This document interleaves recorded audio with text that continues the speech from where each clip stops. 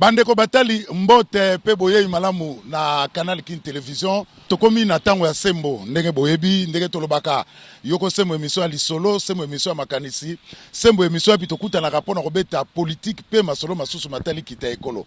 Merci na bino ndenge bozona na biso de partout à travers le monde na cadre ya émission sembo. Bandeko Batali lelo tobeta politique te, lelo tobeta matali bongo kita ekolo, tobeta lisolo tali bongo développement ya République démocratique du Congo. Mbote pe boye malamu, merci na équipe technique oyo bazali ko sunga biso po bona na biso na ba condition oyo elongo bani na caméra na zabongo na Adolphe Dominguez Tata Mobich oyo tobengaka Freddy Takidi na montage na zabongo na Msimbi ya Mavinga asimi montage asimi pe YouTube Gimpu tous les grands maestros ya zabongo na chef d'antenne et puis Samson Ilunga Joël Pembele bango basimbi bongo et exploitation. Merci na bino pe boye malamu. Lelo toza libanda toza na totikina no plateau ya Canal King Television awa toza na Kinshasa capitale ya République démocratique du Congo, toza mingi na commune ya Gombe awa toza na place des évolués na banzi R Moko Freddy Takidi arosala akobalaye toza bon na place des évolués na commune ya Gombe bayebi Kinshasa bayebi yango malamu. Bandeko Batali lelo tokolakisa bino babilili oyo touti nango na etuka na bituka ya Chwapa na Équateur Mambenga du 4 au 14 novembre ndeko Zulu tozalaki bongo na Équateur Mambenga pipili bende na Mbandaka et puis tozalaki na Chwapa mingi penza na Boyende tokene ko sala nini kotala misala oyo Fondation Widal ezali ko sala na ba etuka wana poto boyaki babetela biso lisolo ezalaka mabe. Un journaliste sera voyager sera sali mobembo sera ye faut rendre compte ngana ye yango na so rendre compte na bino na boyaki lisolo ngai mona ninga nazala sur terrain naeba musala nini Fondation Widal ezali ko sala bokomona na kati ya émission ya lelo pendant quelques minutes misala o eza ko salema na Fondation Widal mingi na Mbandaka pe na Chwapa kasi avant bobo na mililo na toza bongo na bamabenga mimi bale toza na bango awa na plateau na kobenga ndeko Bazin Pembe akote la biso awa na kati ya plateau mbote ndeko Zulu mbote pe na ba kinwa nyonso mbote pe na bandeko nyonso to ya Chwapa ya Boende bandeko nyonso to ya Mbujimai partout ya Congo central bokolanda ba activité ya Fondation Widal na bandeko Zulu bao basila ko kita sur terrain pona ba mona ba réalité ya Fondation Widal na mwana mboka Guy Luando Mboyo. Voilà, obosani pe bao bazali bana ya mboka bazona na biso. OK, tozali ko pesa pe bandeko. Bao bazana États-Unis, bazana France, partout na monde. Bomo na ba réalité ya Fondation Widal. Maloba muke misala ebele bele na Guy Luando Mboyo. Merci. Alors tozana ndeko Junior, toza na place des évolués awa na commune ya Gombe, mbote komika ya boya. Photo za la pena 1 mètre ngana sana masque na ngai bilbo za la masque na bino. Allez, mbote ndeko Zulu mbote na bato nyonso bazona la biso à travers la République mais également à travers le monde.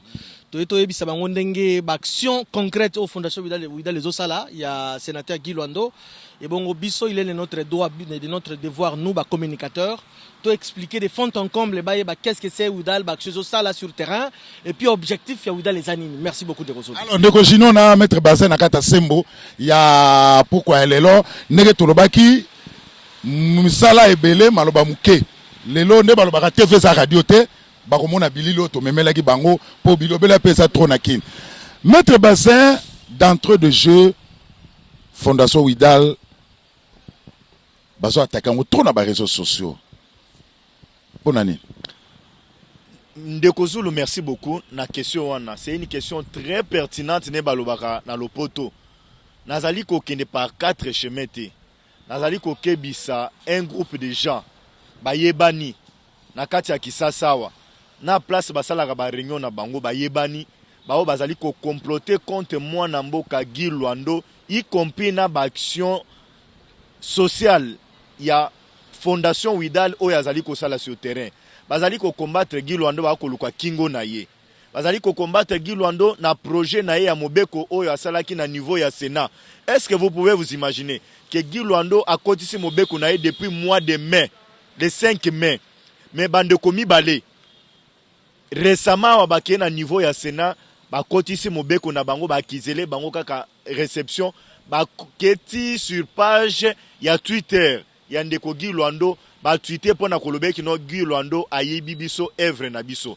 Tango ndeko Guy Luando abengisi bandeko wana to solo ina bango on a compris que bazaki bandeko moko instrumentalisé par bato ya motema mabe, un groupe déjà verré, un groupe déjà satanique, ba excusez biso terme parce que terme ya ko benga bango ezalité mais to ko yebisa bango biso lelo ba jeune to ko soutenir Guy Luando pona été c'est un jeune mwana muke elenge ana bambula muke mais ana mosolo na ye alobité oli akota ba boîte oli abebisa kango ba mission ba yemba ya tambola ba mituka cher mais asala ba œuvre etikala kombo na ye kombo a fondation Widal ekende na ba œuvre oli ke ba mission ba yemba kayo eloko malongo osana na kati ya mboka te yango toko kebisa bango toko yebisa bango botika Guy Luando asali nanu muke akosala ya ebele oyo ko parti bino ekopesa bino liso motema passe mais ekopesa bino motema passe na ndenga mabete boko s'approcher pour na bomona ba réalité à Guy Luando sur le terrain. Merci. Alors ndeko Gino, pourquoi en République démocratique du Congo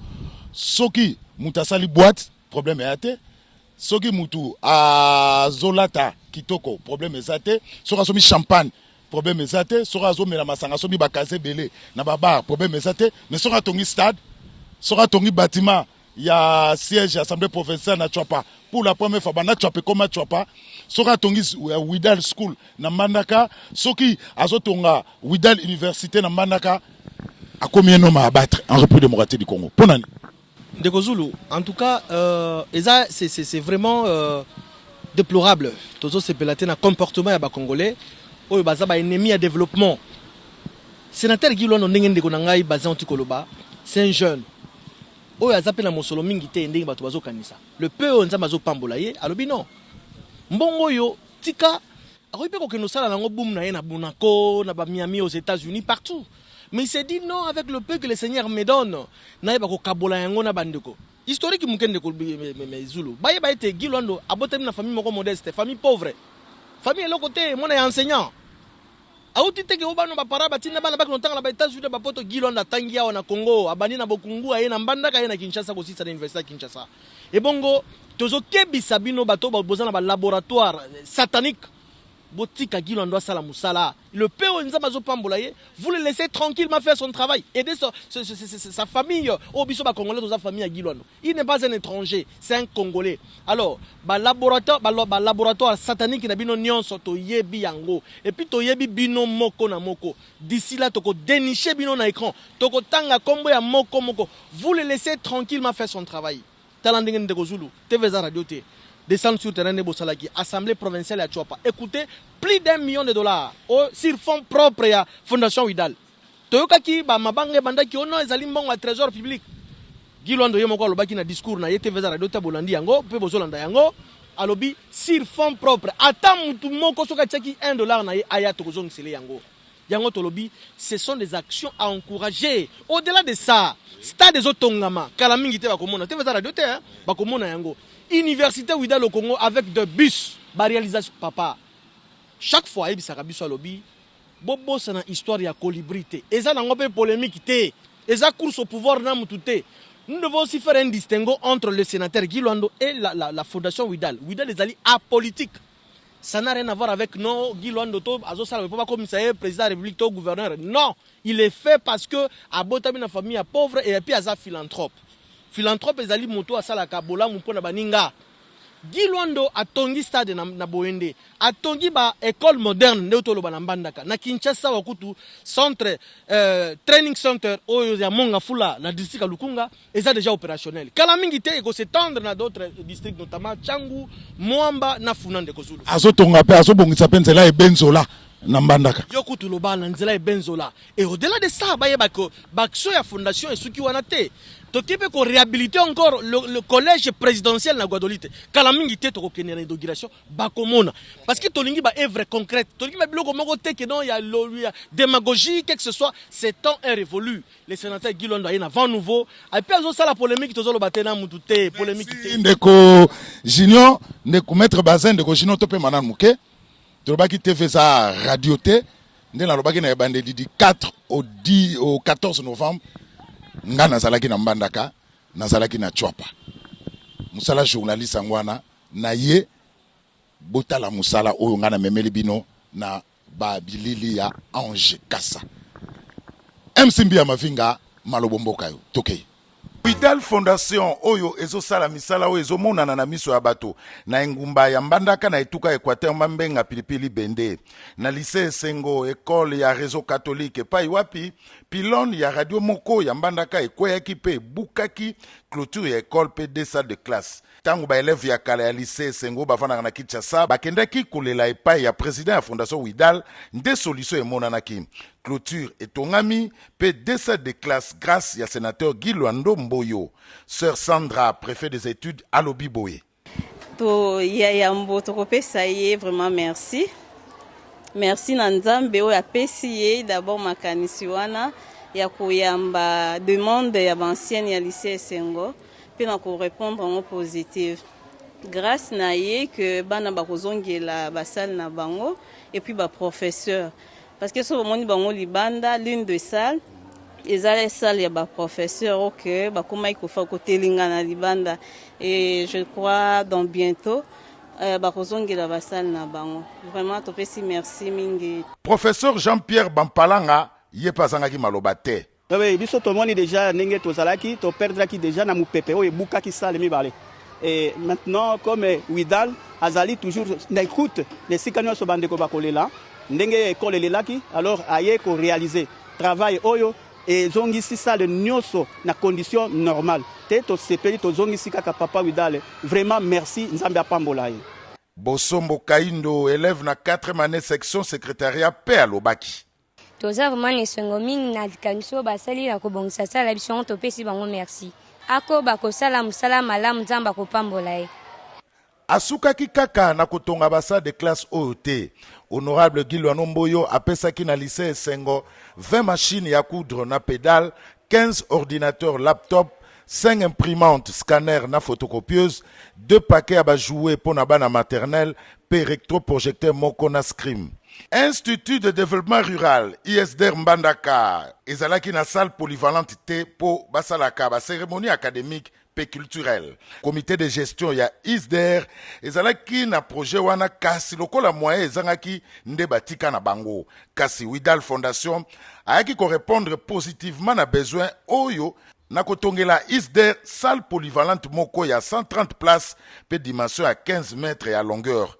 Mama Victorine Boakanga, chef de travaux na ISDR Mbandaka à Lobiboé. En tout cas, na sepeli mingi pe longo na bandeko na nga membre comité de gestion, to sepeli mingi penza. To sepeli mingi penza parce que moni ba institution pe zali ebele, hein, makambo pe zali ebele ba école tout ça mais aponi biso pe a salite en tout cas aya kokokisa. Pour ça na biso en tout cas totoni ne sengo mingi penza na fondation Widal. Totoni pe na sengo mingi. Alors message ko zala kaka que en tout cas fondation Widal a continué ko sala ba œuvre wana oyo zo tombola province na biso et surtout que ville na biso ya Mbandaka parce que par exemple na ISDR oyo ezali vraiment miroir hein parce que salle polyvalente eza salle normalement et ça la activité belé ça activité belé activité théâtrale ba conférence scientifique ba conférence débat donc en tout cas nga penza na sepeli ya mingi surtout que ate on a venu munji on a venu munjeza venu moko ya kubata matin eza venu moko munene oyo ke bato bakotala ngota bakotala ka salle na biso polyvalente tokotala kaka image ya Widal kaka fondation. Directeur du personnel ya ISDR Mbandaka Koyamba Basile azangaki maloba te. Vraiment to sepeli vraiment makamo Widal adosala. Na carte de concession de ISDR. Vraiment ça le vraiment et permettre biso vraiment tout ça makamo belé. On va coller maintenant les étudiants. Donc coller les étudiants permettez-moi de passer je vais oui donc coller les étudiants tu peux avoir diplôme et puis battement ba ko sepla ba ko ça 7 awa au moins et ko peut moi recette un peu ko peut moi recette grâce à fondation Widal bon ils étaient ko bénéficier moi muke wana et tout ça makambo belé Ikoni Mbayo Alexis porte-parole à étudiant yepazangaki maloba te. To sepeli mingi komona misala oyo fondation Widal azosala na institution na biso ISDR Mbandaka tomoni ndenge azotongela biso na lombango penza bâtiment oyo ko abriter amphithéâtre na biso et peut-être biso to bandeko zanga le sika mutindo wana parce que baninga na ba institution mosusu ya ville Mbandaka bazana yango o bazako saka ba raconte ba activité na bango scientifique mais biso to zalaki nango te mais avec fondation Widal vraiment c'est si biso pe sungi biso peut prochainement peut-être ko zala oyo ya biso esika na ISDR Mbandaka pona ko kutanaka peut-être na ba activité scientifique.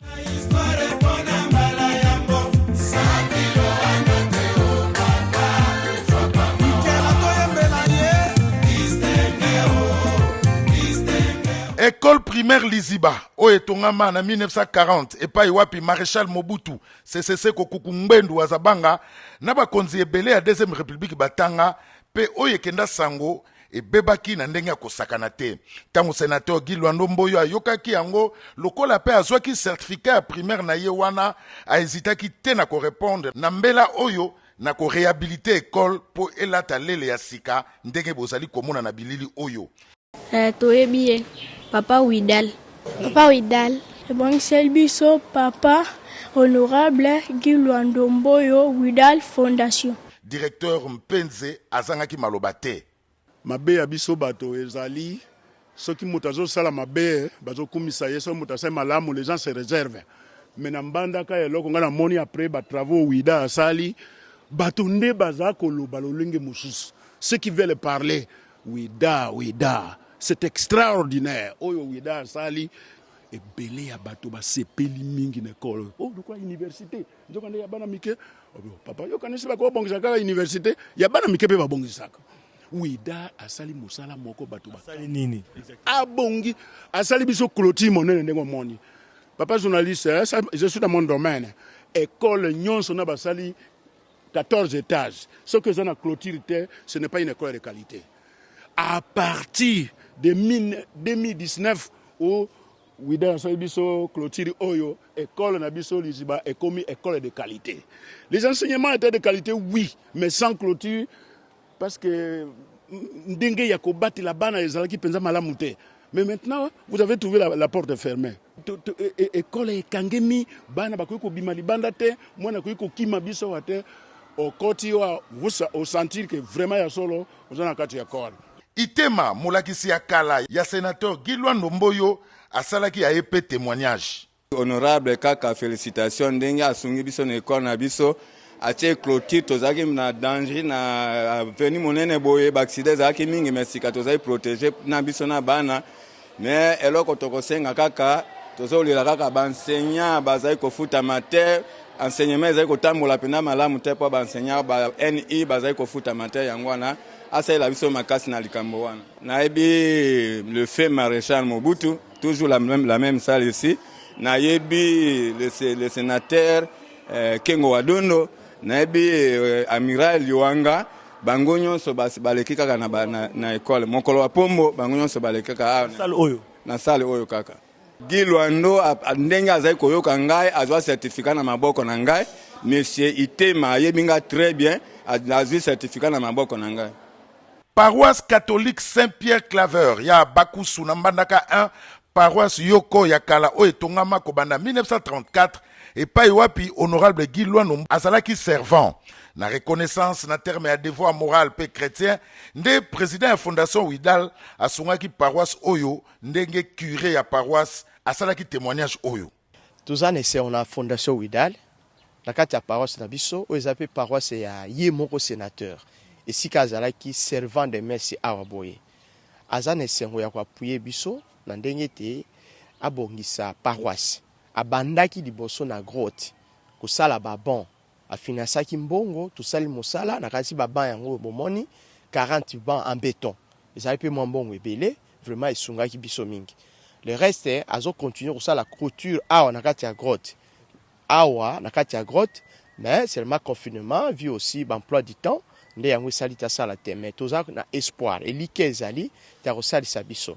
Alors soki tosilisi awa na kati ya grotte toke na église ako réhabiliter église c'est son projet à lui-même ako grandir ako kolisa église ekoma munene akotia carreau pe akotia plafond akotia lumière akotia pe instrument kitoko ya qualité pote église na ye ezala église moderne na niveau ya Mbandaka yango wana nde projet tozozela toza na espoir ka kosala biso yango.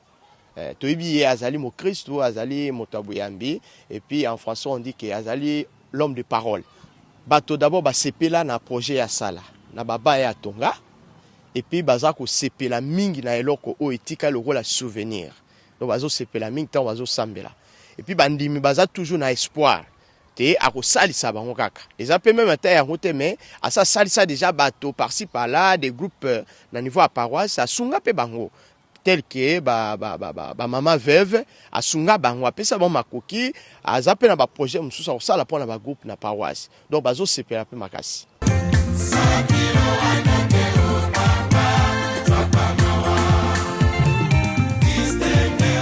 Cabinet médical Shalom, grâce à la Fondation Widal, ils allaient constater sa opération à hernie à Ofele, docteur Didi Lisaba à lobby. Nakubandela tokanisaki ke toko koyamba bato wana oyo tosengaki Fondation Widal alors sengaki na biso to opérer bango. Mais en pratique to moni que ça ne va pas. Il faut to fungwama yango moni to sali ndako oyo na ba propre fond na biso moko ya centre mais eto toza déjà soufflé to kangami yango to senga na Fondation Widal na mo ndambo makoki oyo akozanango asunga biso pourvu que to élargi tente to élargi local pour la koyamba bato parce que au fait par jour to ko opérer même 10 personnes 15 personnes mais place à kocha bango ezate alors ceux qui toza na ba place ebelé et ko permettre biso to opérer autant de nombre par jour pour to avancer normalement. S'il faut même ajouter tout ça à des blocs opératoires, salle d'op et amis balais pourvu qu'il y ait 2 équipes opératoires bah œuvrer au même moment ça sera mieux. Dieudonné Ngumba oyo azana mbetu ya hôpital a pamboli honorable Guy Luando Mboyo. Eloko ya sali nzambe apambola ye na eno vraiment pe eloko tomoni ke soki ezali continuité ndengoyo mposa na yo so tokokokisa yango pona ya kokisi posa ya biso population pe soki tukozwa bato andeko oyo penda na Kongo yango ya biso en tout cas ekozala esego peda pote akozala moto oyo tokosoutenir ye makasi mpenza na bakandenge elekelaki babiso mosusu ya mon frère tokika elekeli naza na bozwi te makoki eza te mpe moto asali ngai ngolu ya ndenge oyo gratuitement. Mama moko na tata oyo mpe basalaki ya bango témoignage. Natikika nzambe apambola na oyo asaleli nga pa naza na moto te mwana azalaki na pasi makasi mobala asundola ngai natika na mwana mpe nzambe asimbi motema na ye mpe opere mwana yango ofele mpe minganga mpe basituna eloko te nzambe apambola ye kaka na oyo asaleli ngai tokosuteni ye kaka tokotika ye te. Bonya lokumu penda baninga asungi biso a continuer kosunga baningo batikali bango nyonso bakoya butu lokola moyo asungi ti bato azokuta intérieur bazo ya mbango na jobana yawa asali vraiment bakolinga ye partout idala alemba te atika biso te tomona likambo to bamuso tobotama na yango tozwa possibilité ya kolongola te na biso na bana na biso tozwa te mais ye aye kutofanya ndako na yo bana na maladi bana bo mwana ti olongola te ye moka abenyo na kati ya ndaka ye kolongola yango sans komisa na 50 francs na ebi desika ki sezo uta te monganga opere ngai abenga ya na komi a opere ngai atuna ngai na 100 francs te ti na vana kati ya mbeto de a 3 jours na komi makasi na bimi na zongi ndako na ngai. Na Institut supérieur de technique médicale ISTEM awa bazotonga ba salle de cours misusu na bukasi ya honorable Guy Luando Mboyo oyo apesi bango sac de ciment pe alaki bango akobakisa 500 tol o déjà eza na bateau destination Mbandaka. Directeur général ya ISTEM Putu Bokenga Faustin alobi boye. Fondation Widal par rapport na ISTEM Mbandaka azali partenaire ndenge loi d'enseignement national azako kosenga tobanaki misala oyo na ba moyen propre ya ISTEM Mbandaka oyo ba étudiant ba futaka tokomaki na 8e brique kasi tozwaki kokoso pambate état d'urgence sanitaire etindaki ke tokanga ISTEM. Nangonga wana to sengaki na Fondation Widal basunga biso na 200 sacs de ciment pe mwana mboka Guy Luando aizitaki te apesaki biso 200 sacs de ciment. Lelo yo to silisi misala etali lenton to bakisi ba brique to komi na toiture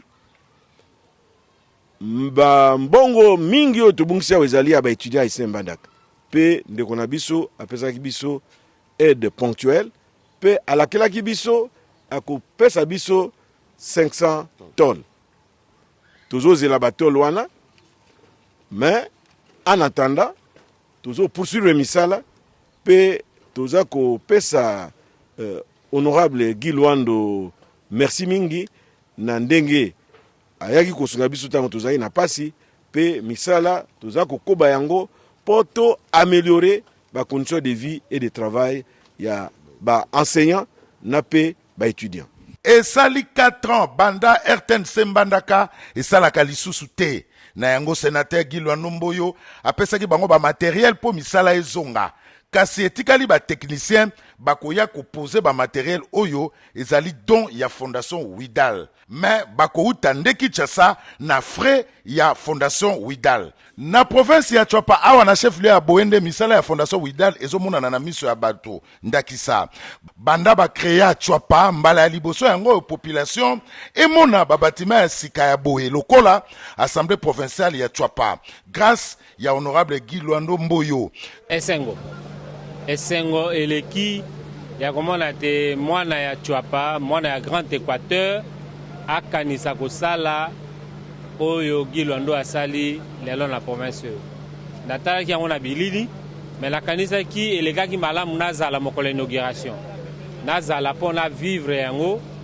na félicité ye mpe na encourager ke au-delà oyo asali asali lisusu encore davantage oyebi eza ndoto te lelo le 14 novembre 2020 toye ko participer na inauguration ya bâtiment et assemblée provinciale bana mboka basi balembi ba promesse bana mboka basi balembi maloba ya kilobela mwanza balingi ba action balingi soki olingi ye lakisa bolingwango na ba action yango wana biso tolobi nouvelle énergie tolingi innovation pe to pesi penza longonya na ndeko na biso sénateur Guy Luando oyo azali président ya club de ya ba parlementaire pona en tout cas bâtiment oyo apesi na Chwapa naza na liloba moko kaka ezali ko remercier mwana mboka Guy Luando sénateur oyo azolakisa exemple ba jeune parlementaire na mboka na biso Congo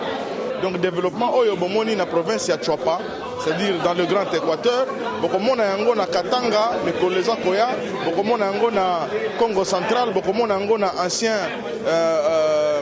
ancienne province orientale donc tozali awa mpona kolakisa population congolaise que badéputé bazali kaka mpona bamotion te badéputé bazali kaka mpona bainterpellation te badéputé bazali mpe baagent ya développement donc oyo bomoni awa ezali développement oyo honorable sénateur Guy Luando Mboyo asali toya awa tomoni bâtiment ya assemblée provinciale oyo esalema ata na opérateur économique moko te na mboka na biso mpo apesa kado kasi mwana mboka sénateur Guy Luando akanisi province na ye akaniseli badéputé provinciaux ya Chwapa ete apesa bango bâtiment ya kitoko oyo ebongi na bango na yango na belela pa bato nyonso ya baprovince nyonso boyeba ete ke soki bozali na misolo bino mpe boyeba kosala yango na baprovince na bino pamba te soki bosala yango te l'état aza na makoki ya kotonga bisika nyonso te na yango bana Chwapa bana Équateur basepeli mingi komona ete badéputé nationaux kouta Kinshasa kouta Nord Kivu kouta Okatanga baye awa na Chwapa elongo na sénateur Guy Luando mpona kosepela kosangana mpona ntombwama ekolo na biso na kozwa na ye maloba président ya fondation Widal abengaki bana ya Chwapa nyonso na bomoko pe bolingo ayaki lisusu kosenga na baressortissant nyonso ya Chwapa basangana mpo batonga ya bango province pauvreté eza makasi na Chwapa province etongama te olie ya kopase temps na makambo ezanga ntina totia mayele esika moko mpo todevelope Chwapa na biso ngai nasali part na ngai misusu mpe baya kosala ya bango mpo province ya Chwapa ekende liboso elobaki honorable Guy Luando Mboyo toyoka ye lelo ezali mokolo ya lolendo ya province ya Chwapa tobengi yango journée de la fierté provinciale. Lelo ezali mwana moko na moko ya Tchwapa abeta pe toloke na sali mwana ya Tchwapa. Ezali triomphalisme ya moto moko te. Guy Londo alingi kolakisa moto eloko moko te. Guy Londo asali oyo ye moko na moko mpe asala oyo ye mpo atotonga province na biso.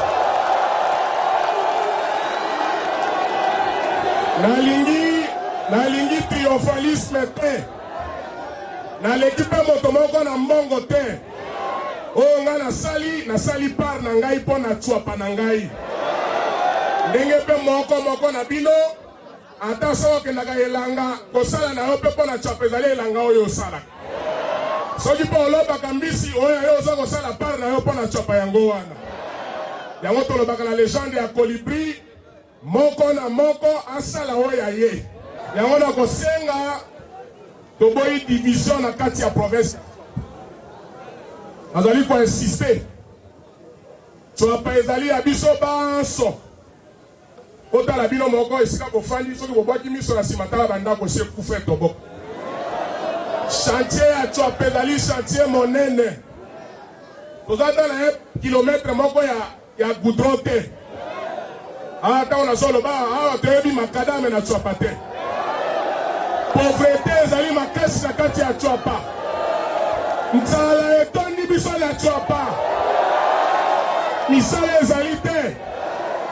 Na yango tozala distraite na bitumba na ba division. Tosimba na meda la mer pour la totonga Tchwapa. Tchwapa zali na besoin ya bana na yeba banso. Bana ya Befale, bana ya Mokoto, bana ya Tcholu, bana ya Boende, bana ya Bokungu, na bana ya Ikela. Tosimba na maboko. Yango na rappeler lisusu. Ouvrage oyo Wida la sali sur fonds propres, j'insiste. Bâtiment oyo boza komona, ça a été construit, équipé na ba fonds propres ya fondation Wida. Tosi ata efa ya moto, tokosenga na mokonzi ya mboka, président Félix Antoine Tshisekedi, makambo ba parlementaire balobaki na ye. Par rapport au gouverneur à sa côte na Kinshasa, va débloquer les biso bambongo pour la toute la province. Plus d'$1 million et qui na Makamboy. Pour sali yango pour la fierté à la province. Les alliés obligations ya mwana moko ya Tchwapa ya kobatela evre oyo. Pour la kosukisa encore asengi na bana ya Tchwapa unité. Kaka na Boende, projet mususu ya Fondation Widal oyo ezozala réalisé. Ezali bongo stade ya Boende oyo ezotonga kitoko. Ingénieur chef de travaux à lobby. Pour le stade, oyokaki na discours na ngande na lobaki awa, eza na biloko moko eza trop technique. Tosilisi gros œuvre, c'est-à-dire avec la clôture, les gradins, hein, ouvrage d'assainissement, tout ça, la versière, tout ça, on a tout fini aussi ici. Mais éthiquement, c'est gazon synthétique. Il faut aller en Chine pour consommer le gazon synthétique pour tout ça RDG dans le terrain. Donc éthiquement, c'est RDG. Alors comme le coronavirus est là qui na monde mobima, alors si koyo nde ba hésitation ezalaki et puis il y a eu des blocages, il y a trafic, tout ça, on ne pouvait pas aller en Chine pour aller acheter yango. Alors tout ça là qui commande mais ba partenaire balobaki ke il faut to komakuna pour na biso moko to pour na qualité avec bato ya ministère ya sport il faut to kende na fekofa total la qualité ya gazon synthétique autre ko somba pour que e akozala poser na stade municipal ya Bwende yango neza ko toza kozela yango. Donc choix ya gazon synthétique à tel point qu'ils en extérieur ya pays. Donc pour na misala nyonso gros œuvre et sili. Et capacité à stade déjà 8000 personnes. Donc 1500 places et kozala na gradin et puis 6500 bateaux à côté parce qu'on avait préparé aire de circulation et d'engagement tout ça au bateau côté le maponako kolanda match. Bon, toyaki na directeur national chargé des infrastructures sportives. Donc ayaki todo sala misala moko ya pré-homologation. Alors, etika lisusu deuxième tour, toi, on a battu à Fekofa, Ndebaya Siko ko apprécier. Moi, je suis qu'un constructeur, je suis en train de construire, mais il faut pour la homologation, et Sengeli Siko, bah, Fekofa, Nanibaya pour la Kosala, Rotala Makamoso qui est la homologuée. Installation sanitaire, Ezali, vestiaire, Ezali, Nakansi Bomona Kiango, et vraiment tout est bah, entrée, bah, sortie, bah, guichet, il y a vente, il y a bien. Donc, ils sont bien organisés et puis déjà bien concis. Parking à l'extérieur, au moni ezali situé na avenue Mobutu, avenue Bakutu Bosaka. Donc na kati avenue moko tokosa la parking moko ya Libanda. Oye kozala kuna pour que ceux qui ba mituka eye ezala stationner Libanda na avenue Bosaka. Et tandis que pour la entrée officielle mutuka ekoti et déposer ba officiel après pe ebimi et quelque parquet. Et ce qui match ici eye ezuba officiel et puis ebimi na sortie et puis ekei. Donc groupe électrogène yo c'est tout ça là qui commande. Yo c'est ezali na kini. Il y a 50 kVA ezali nano na Kinshasa. Et tandis que tout ça système moko ya panneau voltaïque pour l'éclairage public. Système ya panneau voltaïque, énergie voltaïque et au salema et puis na salle technique, local technique et au salema avec générateur et puis na panneau voltaïque nous sommes pour appuyer système ya éclairage public. Et nous comptons au début il y a année 2021. Parce que tout le monde ça en décembre, mais surtout ce qui doit nous certifier, il faut que les gazons synthétiques arrivent à Bouende. Il faut et le poney longue Chine comme Kinshasa, partenaire que ça doit nous prendre 3 mois. Et pour Kinshasa et comme à Bouende, ça peut nous prendre 2 mois. Et en gros ça la tout que toi accélérer pour que les gazons synthétiques ça la rendu Kinshasa d'abord et puis toi comme Sango Bouende pour que tu posé et comme ça stade opérationnel. Population ya Boende esengwelekie asepeli na oyo nyonso Fondation Widal akosala pona développement ya Chwapa. Sanje makasi pona tozalaki liboso boyete. Stade ezalaki polele yango na Fondation Widal aye ko banda misala na ye asali clôture, asali gradin, festière makambo nyonso tu esi ekoti na stade. Vraiment epesi biso esengo mingi. OK, misala eza ya kokata na te. Pona ezalaki liboso to sisana no ensemble pona si inauguration ensemble à lancer yango pas président assemblée et pas gouverneur asala babanda misala ya kuna ndeto ya kozongela misala ya stade ezali pona to kata te ke ekatani pona ni boy vraiment bilenge ya Bwende bazo sepela makasi koleka makasi ya koleka pona ezali kambo yesengo oyo eza komona na mboka na biso depuis bakoko na biso tomona yango liboso te pe komi pona Fondation Widal vraiment baza ko sepela makasi bilenge ya Bwende ya Chwapa bazo sepela na bakoko na biso bazo sepela makasi na eloko oyo Fondation Widal asali. Bon merci na kopesa nano bino mona merci bino to be otuna ngai pona ya likambo mopai depuis to bota matine to komi boy na Bwenda to mona likambo te liboso tanto ina stade na biso to benga stade katika to benga pona Bwende era ngwe to ala na Zamba to ala na promesse mais to ko comprendre te province kwe inde mikolo esika Gilondo na Chwapa to comprendre te province kwe mais liboso to ala na promesse parce que stade na biso ezalaki er moko boko za ta entraînement pamba bosala te sumbule beti marathon na kati ba mabulu sumbule beti bakbodo na kati donc ils avaient pendé salité au sakanate batamo to ala kuto va to beta bale il faut boko me classer ba poto ne bino moya ko classer ko luka poto ba beta bale ba to bale libanda ba bino mabanga bani mais ko ya Gilondo ya Chwapa to vota pe te to moi selon ngani na mona na ngali boso te c'est la première fois na mona acteur bo salim selon biso pendenge to moni pona to mona ba jebele mende to moi penja tour penja to na avance kaka bon selon ngai na ko senga moni te stade penja Cecily mambo tout na penja te complet mais te ka pelouse na biso na ko boma ma ba salito ya lia mike na kata stade boy et silio ata ba joueur pe ba ko boma ata biso moto ko supporter na ba pao to longole un problème te mais 5 pelouse so moto sunga bongo ba mona matiti na tongo to kata ki na zinga stade na biso to weza ma salite na tongo to kati mo matiti bani do to aposa stade na biso sil mais na remercier non liboso papa Gilondo na eloko sa libiso o message na opesa ekate akende liboso zonga simate ebele bakosa biso abo titi ba ma batente mais papa penja lokola na pese penja merci ta kende ka liboso po na moni to sito fungwa mimiso batongeli biso stade ba pesi biso crédit assemblée pe yango wana donc kimia penja ka bo to bika ki pe liboso tango to laki na Bwende ko pe laita to banda bika tango stade ko to ngama ki abo to banda ko ya to buloni na biso bo tipe ba pesa so abe zero be biso pe ya kan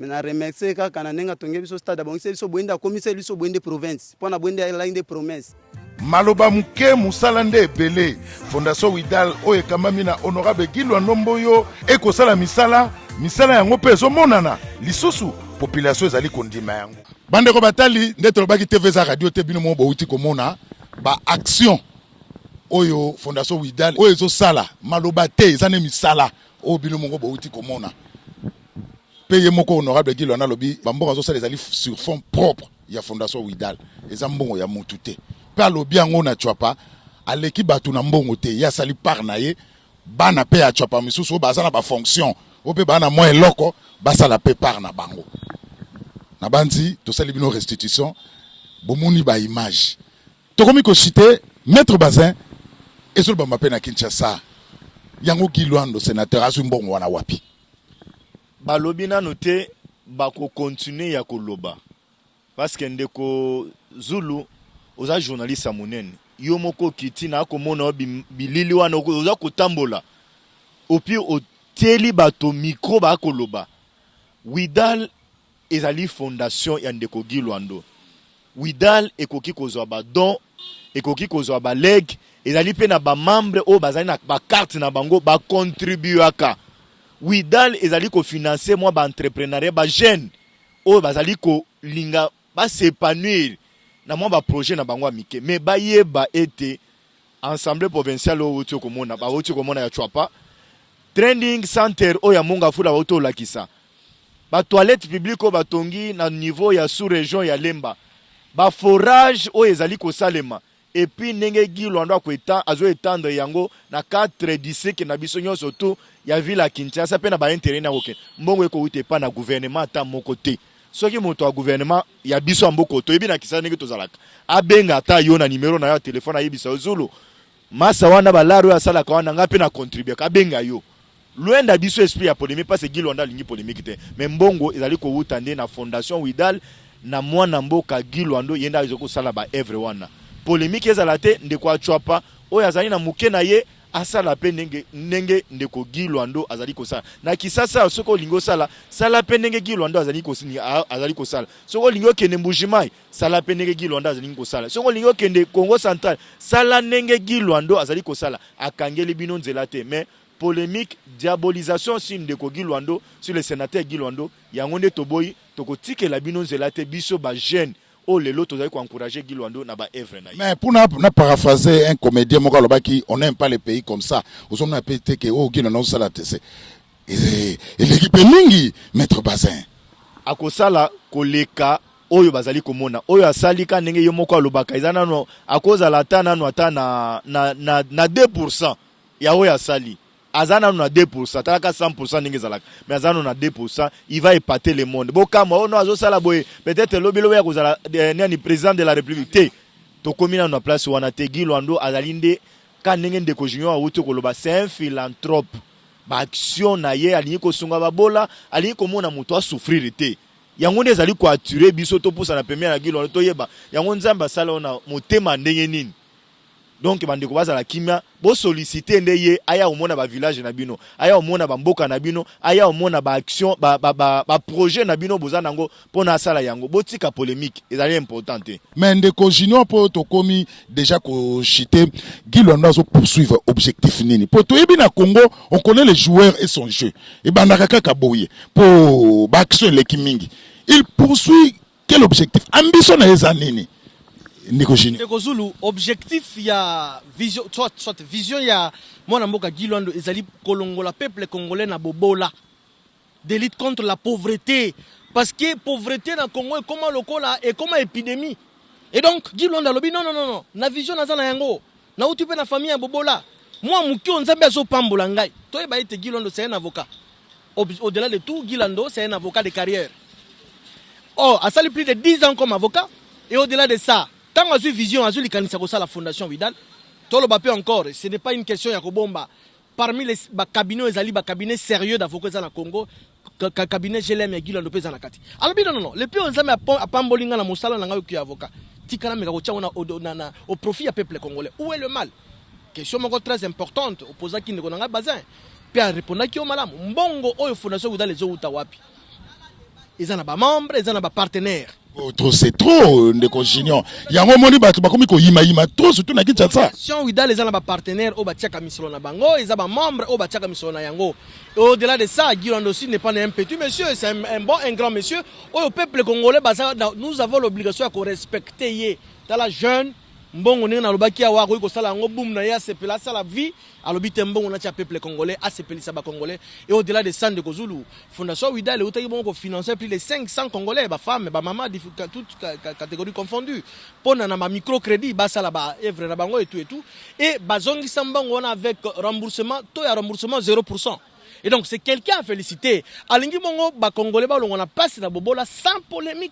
Sans polémique parce que oh tozomo na bitando eke na bilio tozomo na ezane ne ko baso to ko bazaka 2% sur la réalisation Widal azoka na ko sala et donc et ko s'étendre à travers la République toutes les 26 provinces boko zwa action Widal pour sans polémique ezaka muto nzamba pena za ko suki sa koloba nzamba tinel biso Gilwando c'est une bénédiction pour la RDC et ça lokola Jésus ayaka na Israël hein.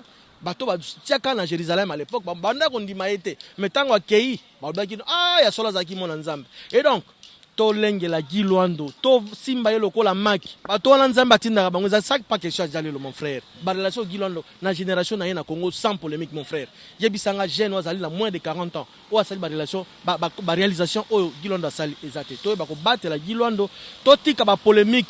L'union fait la force, to simba na bomoko na Congo poto tombola mboka na biso.